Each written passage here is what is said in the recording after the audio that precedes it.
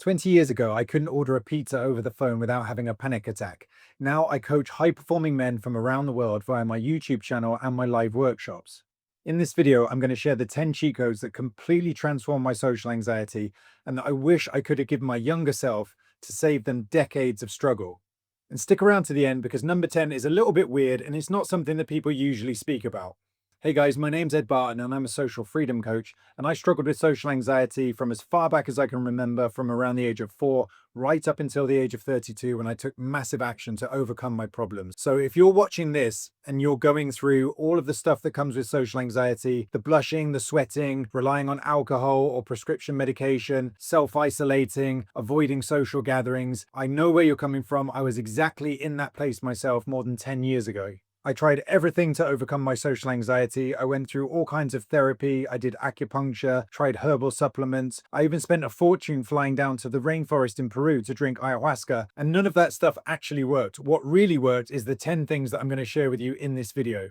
Number 1 is exercise. And before you click off the page and think, yeah, this is just the usual advice about exercise, I'm not talking about taking a 5-minute walk around the block or doing 2 minutes of skipping. I'm talking about committing to a serious exercise regimen, whether you're running, whether you're weightlifting, but committing to a serious practice where you transform your body. And in doing that, you transform your mind and you transform your self-esteem. I went from someone who was totally out of shape, was too scared to even walk into a gym, and I made weightlifting the cornerstone of my life. I now run every other day. I participate in Ironman competitions, swimming competitions. I run marathons. I'm talking about going all in and making exercise a cornerstone of your life and your self-esteem. There are so many reasons why I make exercise the foundation of my coaching program, and the science is undeniable. When you run, you release dopamine and endorphins, you feel amazing.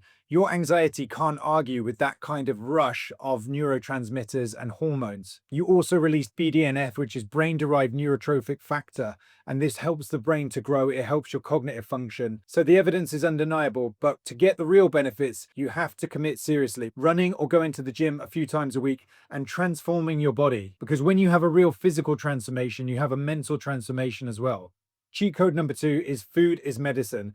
And again, before you roll your eyes and think, yeah, I know about diet, again, I'm talking about being serious here. I'm talking about having green smoothies, eating kale, eating blueberries for their antioxidants, eating fermented food for your gut health like kefir and kimchi, eating in a very clean and consistent way, because you want to train your body and mind like an athlete. And in order to do that, you need to fuel it like an athlete. So I'm not talking about the usual namby-pamby advice of like try not to eat too much chocolate and try to only have 1 packet of cookies in the evening. I'm talking about seriously reducing sugar, seriously reducing your caffeine intake, increasing your protein intake, increasing your healthy fats, all of the things that are going to help you with your social anxiety and help you with your overall well-being. Cut out ultra-processed food, cut out refined carbohydrates, limit alcohol as much as you can, even cut it out if possible.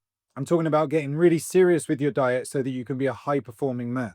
Cheat code number 3 is sleep optimization. And I think too many people are too soft on this. They're not serious enough about their sleep. I wasn't until later in my life when I realized just how important it is. In my program, exercise is the first foundation stone, but that's because of the sequence that it follows. First you exercise, then you eat well, then you sleep well. But in terms of importance, sleep is the most important of all these foundation steps. It regulates your hormones, it lowers your cortisol. It is crucial, and I think a lot of younger guys do not appreciate this. And to do this properly, you need to be strict with yourself. You need to set an alarm for when you're going to start your evening wind down. Personally, I like to be in bed around 8 o'clock. I read and relax until about 9 o'clock. Then I sleep at 9. I get up at 5. I stick to a consistent rhythm, and that's what the body and brain likes. Too many guys out there are doing weird stuff like taking their phone to bed, scrolling on their phone, filling their eyes with blue light right before bed. Stop being foolish. Just do not take your phone into the bedroom. Get off the screens. Give yourself a good hour before bed where you're not on screens. Get your sleep dialed in properly and you'll see a huge difference in your anxiety levels. Cheat code number 4 is to track everything. Right now I'm wearing a Garmin watch which tracks my running. I'm wearing an Oura ring which tracks my recovery statistics. This is super important. Peter Drucker said, what gets measured gets managed, and that's absolutely right. How can you fix your sleep if you don't even know how much deep sleep you're getting, how much light sleep you're getting? So you really need to track this, otherwise you're just fumbling around in the dark. And if you can't afford $400 for an Oura ring, then I would say you're not taking your social anxiety recovery serious enough. It's a very small price to pay to invest in your health, which is the foundation of everything in your life, and especially overcoming social anxiety disorder. Cheat code number 5 is understand cognitive distortions. If you have social anxiety, you undoubtedly are running a bunch of faulty software patterns in your head, which are known as cognitive distortions. There's many of these, such as mind reading, jump into conclusions,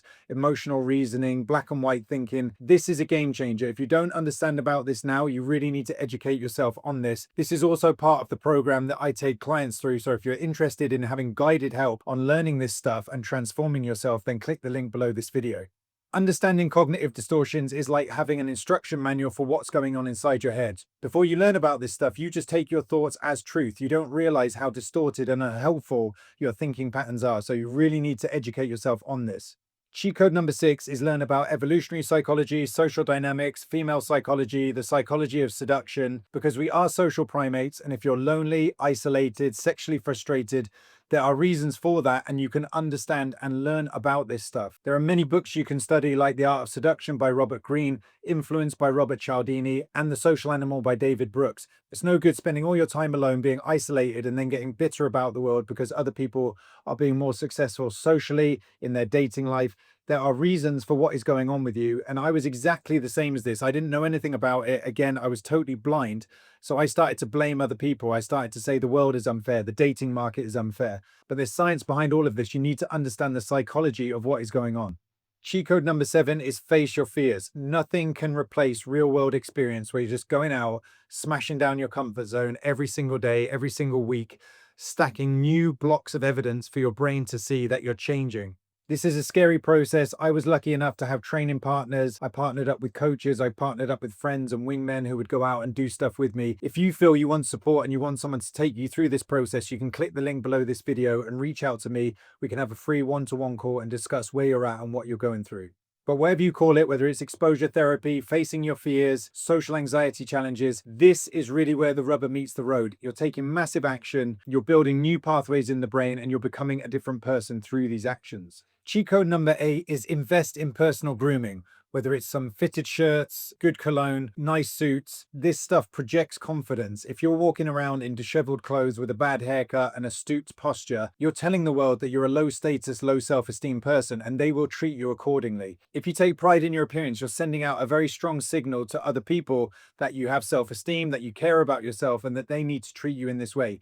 And for me, this was very difficult. Trust me, my self-esteem was so low. I had real problem wearing nice clothes. I didn't want to draw attention to myself. It all felt very alien to me. But the minute I started getting some fitted shirts, some nice jackets, I started dressing well, taking care of myself, working out a lot, wearing nice cologne, everything started changing. You're sending out a strong signal that you love yourself and that other people need to love you too. Cheat code number 9 is rebalance your nervous system.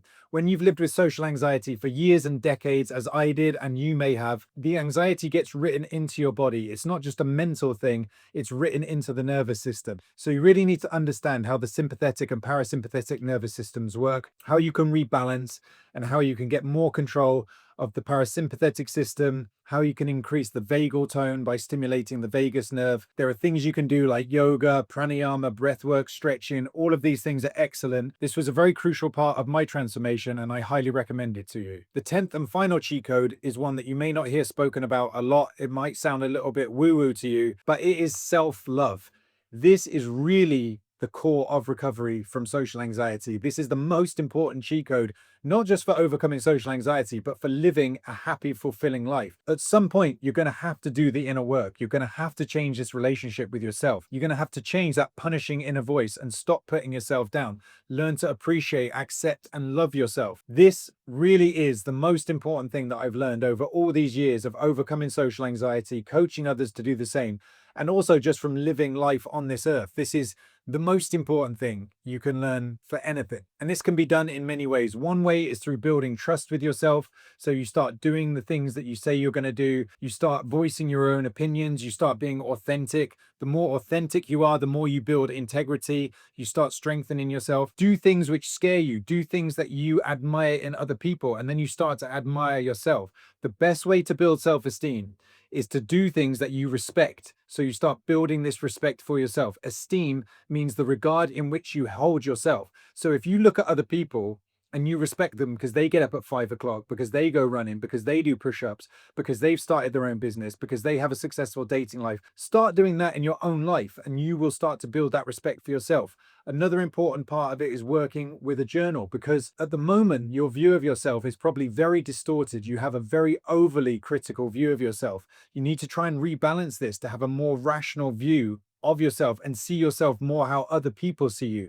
Because when you have social anxiety, there is a cognitive distortion called discounting the positive, and you will be putting all of your attention on the negative things. You will be glossing over the fact that you have a good university degree, that you're skillful at tennis, that you speak a foreign language. You discount all of that and you focus on your flaws. You need to learn to focus on the positive aspects of yourself and start to appreciate and love yourself more for that. If all of this stuff makes sense to you and you'd like help implementing this stuff in your own life, click the link below this video and we can jump on a free one-to-one call and discuss where you're at and where you want to get to.